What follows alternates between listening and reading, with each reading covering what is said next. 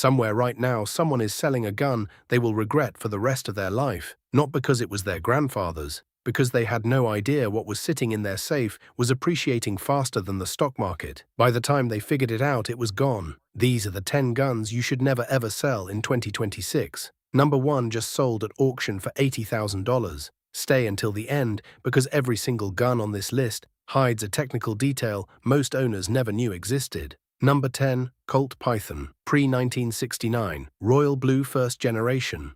Most people know the Python by reputation. What they do not understand is why, and that difference separates casual owners from serious collectors. Introduced in 1955, the Python was built on Colt's I-frame and intended from day one to be the finest production revolver the company ever made. Each barrel was hand-lapped. A craftsman physically worked the bore to a finish production machinery could not replicate consistently. The cylinder was hand-fitted to its crane with tolerances so tight the cylinder gap is almost imperceptible, producing accuracy and a trigger pull that revolvers twice the price still cannot match. The full underlug barrel added mass that dampened muzzle flip and changed the entire balance in the hand. In 1969, Colt began shifting away from the most labor-intensive hand-fitting steps. When Colt discontinued the Python in 1999, original prices climbed. When Colt reintroduced a new Python in 2020, collectors found the new production lacked the hand-fitted cylinder marriage of the originals, proving the irreplaceability of first-generation guns.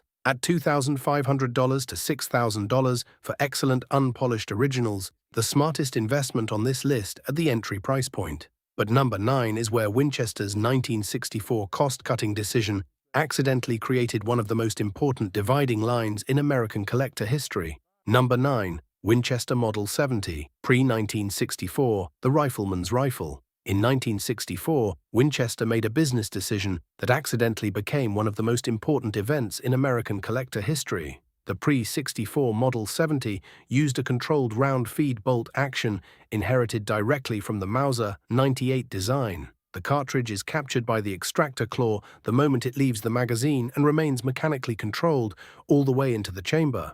For hunters facing a charging animal with one shot to cycle, that reliability is not a preference, it is survival. In 1964, Winchester switched to push feed to cut manufacturing costs. It worked fine under normal conditions, but introduced a theoretical vulnerability under stress, and more importantly, it felt different. The pre-64 action had a smoothness gunsmiths described as mechanical music. The market response was immediate and permanent. Pre-64 Model 70s in .270, Winchester .30-06, .375H and H, and especially the rare .458 Winchester Magnum Command prices standard production never approaches. At $1,200 to $4,500, depending on caliber and condition, this is the gun that taught the entire industry what a manufacturing cutoff date does to value. But number 8 has a mechanical operating system unlike anything else ever successfully mass-produced, and matching documented examples are becoming genuinely difficult to find.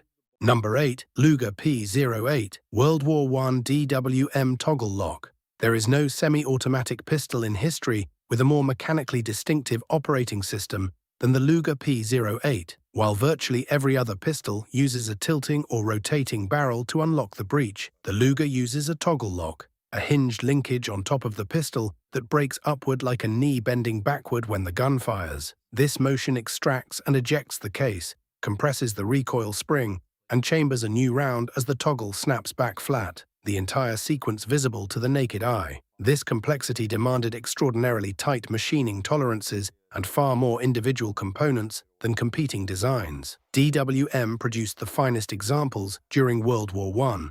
Proof marks, chamber date stamps, and matching serial numbers across the frame, barrel, toggle, and magazine determine collector value completely. A mismatched Luger is worth a fraction of a matching one. Uninformed estates destroy value by swapping parts between two incomplete guns without realizing it. At $1,800 to $8,000 for all matching World War I DWM examples with correct accessories, this is where documentation becomes everything. But number 7 is the revolver Clint Eastwood made famous, and its real value lies in an engineering detail almost nobody watching that movie ever noticed.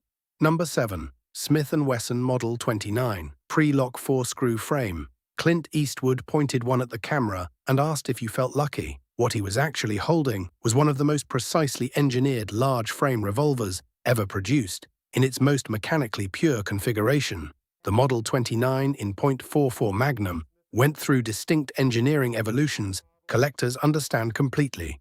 Earliest examples used 4 screws to secure the side plate. Each subsequent generation simplified this, 4 screws to 3, then to 2. Each simplification reflected manufacturing economy, and each one made the previous version more desirable. In 2001, Smith & Wesson added an internal locking mechanism, a key-operated lock built into the hammer as a safety feature. For many collectors and serious shooters, this was the moment the Model 29 crossed from a firearm into a collector artifact. The lock added a component some shooters reported could activate under recoil during sustained firing.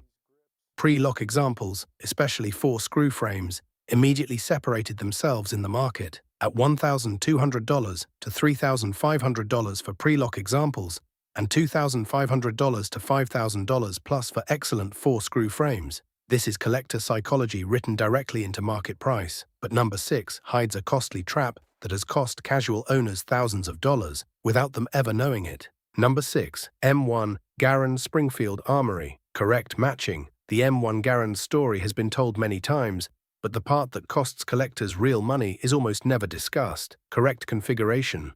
John Garand's design used an N-block clip system inserted directly into the fixed magazine well, ejecting automatically with the distinctive metallic ping when the last round fired. The gas-operated system tapped propellant through a barrel port to drive the operating rod rearward, reliable enough to serve American soldiers from World War II through Korea and Vietnam.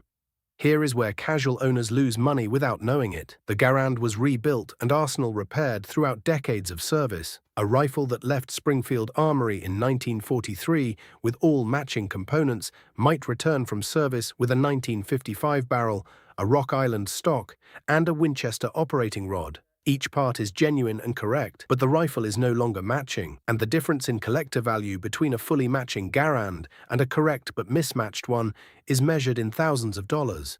At $1,200 to $3,500 for correct field grade, and $2,500 to $5,000 plus for all matching Springfield originals. But number 5 is the gun John Moses Browning himself considered his single greatest achievement out of every firearm he ever designed.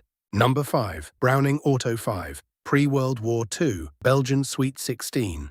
John Moses Browning designed more successful firearms than any single engineer in history. The 1911, the high power, the M2 heavy machine gun, the bar. But the gun he considered his greatest personal achievement was the Auto 5. Introduced in 1902 as the world's first commercially successful semi-automatic shotgun, it used a long recoil operating system. Browning invented specifically because gas-operated systems were impractical for the violent variable forces of shotgun shells. The barrel and bolt travel rearward together the full recoil stroke, then return separately.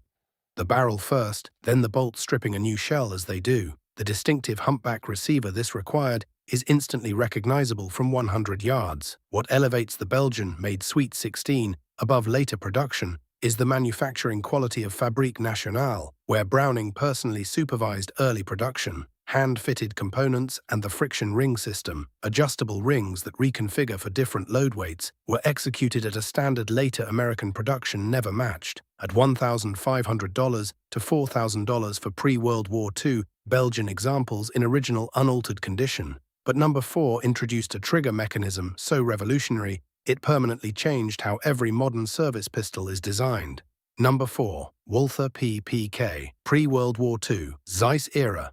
The Walther PPK is famous for James Bond. It deserves to be famous for something far more significant. It was one of the first pistols in history to successfully combine double-action and single-action triggers in a single compact design. Before the PPK, semi-automatic pistols required manually cocking the hammer or carrying it cocked and locked with a manual safety. The PPK, introduced in 1931, offered a third option: carry with a round chambered and the hammer down, then fire the first shot through a long, deliberate double-action pull that cocked and dropped the hammer simultaneously. Every subsequent shot fires single action from the now cocked hammer. Virtually every modern service pistol uses this exact principle today. In 1931, it was genuinely revolutionary. Pre-World War II examples with correct Nazi proof marks, eagle-proof stamps, and verified party or police acceptance markings carry historical context. Post-war examples cannot replicate. Pre-war Walther production before wartime shortcuts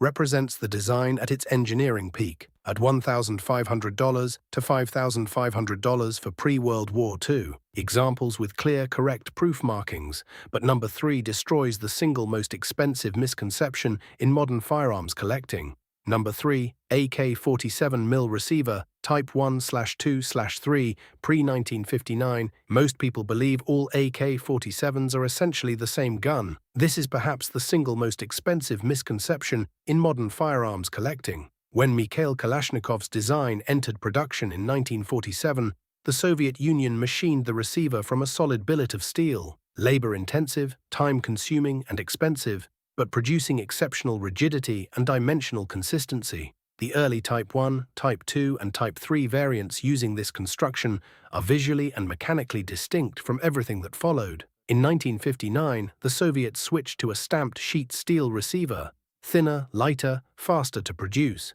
The stamped receiver AK became the most produced rifle in human history at over 100 million units. That ubiquity is exactly what makes the pre-1959 milled examples so significant. American import restrictions, combined with a finite number of legally transferable pre-1989 examples, means accessible supply is permanently and irreversibly fixed, at $6,000 to $20,000 plus for verified documented mill receiver examples in the United States. But number 2 is not about cowboys or movies. It is mechanical engineering that has remained essentially unchanged for over 150 years. Hit subscribe right now. The top 2 on this list are about to redefine everything you thought you knew about American firearms history. Number 2. Colt Single Action Army, first generation, pre-1898. Understand, this is not about cowboys or movies.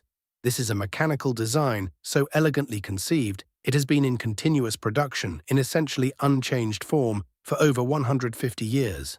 The Colt SAA, adopted by the U.S. Army in 1873, used a single-action mechanism, but what made it technically dominant was the combination of timing, the hand that rotates the cylinder and the bolt that drops into cylinder notches to lock each chamber in perfect alignment with the barrel. The distinctive 3-click sequence heard when cocking, safety notch, half cock, full cock, is not just a sound. Each click represents a mechanical stage, and precision in how those stages engage separates a functional revolver from a precise instrument. Pre-1898 examples used black powder frames suited to black powder pressure characteristics. Their legal classification as antiques in the United States, requiring no FFL transfer, makes them simultaneously more accessible and more historically significant. First-generation Colts in original case, hardened finish with correct grips, are among the most aggressively contested firearms at major auction houses, at $1,000 to $50,000 plus, depending on caliber, finish, documented history, and configuration. But number 1 solved a mechanical problem Winchester's own engineers believed was structurally unsolvable. Number 1, Winchester Model 1886. In 1883, Winchester had a problem they believed was structurally unsolvable. Their lever action rifles used toggle-link actions that worked with pistol cartridges but could not handle large rifle cartridges the American market demanded. The .45-70 government, the .45-90, the .40-82, a 26-year-old part-time inventor from Ogden, Utah, walked into Winchester's offices with a solution. John Browning's Model 1886 used a vertical sliding locking bolt, twin locking bars moving straight up into the receiver walls, bearing bolt thrust directly against the strongest part of the receiver rather than through a toggle link. The action was simultaneously stronger than anything Winchester had produced and smoother to cycle than competitors. The 1886 in .45-70 became the definitive large-bore American lever action. Theodore Roosevelt carried one in Africa. Early production examples closest to Browning's original specifications represent the design at its most historically pure point. Institutional acquisition is now removing documented examples from the market permanently. The same pattern that hit the pre-64 Model 70 and first-generation SAA at $3,500 to $25,000 standard and $40,000 to $80,000 plus at major auction for exceptional documented examples. Which of these 10 would you absolutely refuse to sell? Drop your answer in the comment.